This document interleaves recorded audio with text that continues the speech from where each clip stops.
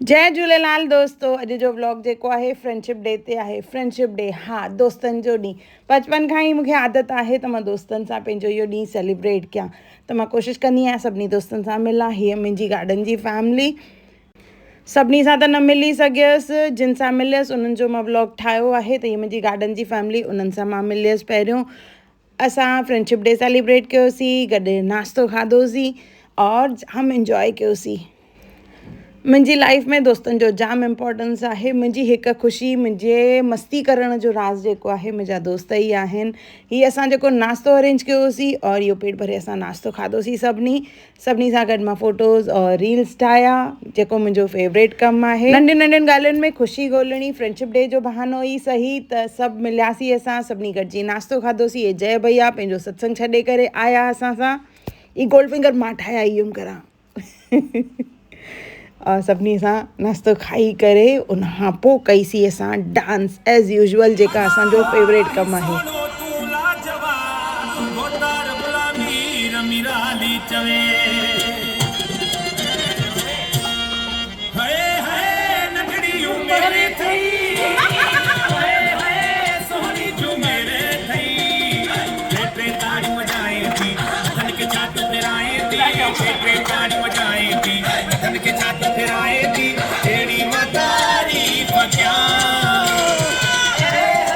इहे मुंहिंजा दोस्त बि आहिनि, मुंहिंजा भाउर बि आहिनि।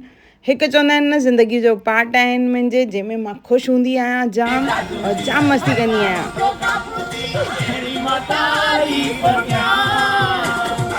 सभु त दोस्त आहिनि, पर साईं बि मुंहिंजा दोस्त ई आहिनि, जेके दोस्तनि वांगुरु हमेशह मूंसां हर ॻाल्हि में साथ ॾींदा आहिनि मुंहिंजो।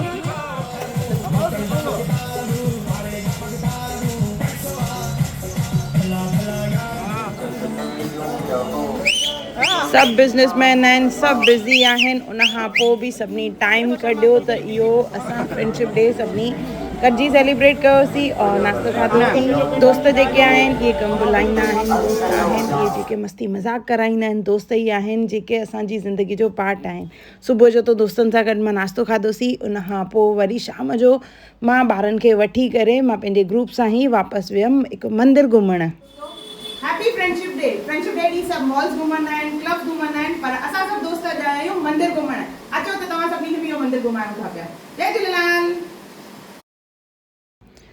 चवंदा आहिनि उल्हासनगर जेको आहे बिज़नेसमैन जी नगरी आहे। बिज़नेसमैन जी नगरीअ सां गॾु हिते मंदर बि जाम आहिनि। उन्हनि मां ही मंदरु जेको आहे ॾाढो अद्भुत ठहियलु आहे।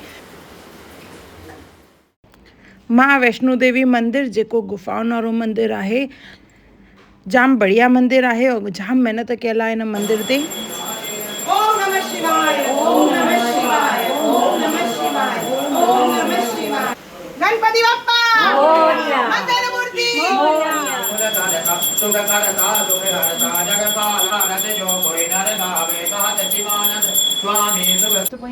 लकीली असां जेॾी महिल वियासीं त ओॾी महिल आरती पई थिए, त आरती सेकीसीं, असां पूॼा बि ॾिठीसीं।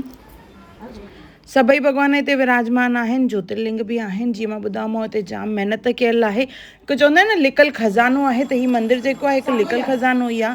जाम ॼणनि खे त हिन मंदर जे बारे में ख़बर बि कान्हे का त भई हा इहो मंदरु हिते आहे। हेॾो वॾो विशाल मंदरु ठहियलु आहे। वैष्णो देवी में जीअं गुफ़ा आहे, तीअं हिते बि गुफ़ा ठहियलु आहे अर्धकुंवारी जी। उन खां पोइ जीअं मंदर में असां एंट्री कईसीं, गुफ़ा में वञण में असांखे जाम मज़ो बि पियो अचे। असां मस्ती बि पिया कयूं, रील बि पिया ठाहियूं।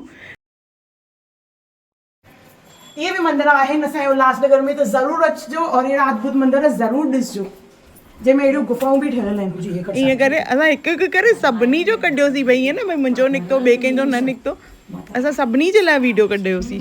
इन खां पोइ माता जा 9 स्वरूप हुआ। हिकु हिकु करे मां सभु माताऊं तव्हांखे ॾेखारियां थी। माताउनि जा 9 स्वरूप हूंदा आहिनि, त उहे 9 स्वरूप जेके आहिनि माताउनि जा हिते ठहियलु आहिनि। सभिनी खां पहिरियों आहे हिते शैलपुत्री आहे, हिते ब्रह्मचारिणी माता, चंद्रघंटा माता, कुष्मंडा माता। उन खां पोइ आहे स्कंद माता, कात्यायनी माता, कालरात्रि माता, महागौरी माता। इन खां पोइ आहे सिद्धिदात्री माता। इन खां पोइ लक्ष्मी नारायण। नवनि माताउनि जो दर्शन कयोसीं। उन खां पोइ जीअं वैष्णो देवी में माता स्थापित आहिनि तीअं सेम वैष्णो देवी माता हिते ठहियलु आहे। जय माता दी, जय माता दी, जय माता दी। वैष्णो देवी जे हितां थी चुको आहे त भैरव बाबा जो दर्शन ज़रूरु कबो आहे, त हिते भैरव बाबा बि ठाहियो अथऊं। जीअं मां ॿुधायो 3 माड़नि जो मंदिर आहे। 3 माड़ा जॾहिं असां हेठि लथासीं पोइ हिते वॾो भवन ठहियलु हो, उते बि भॻवान हुआ, भॻवाननि जूं मूर्तियूं हुयूं, उन्हनि जो दर्शन कयोसीं। हनुमान जी, शनिदेव, झूलेलाल साईं असांजो सभिनी जो दर्शन करे असां पोइ आयासीं मेन डोर ते।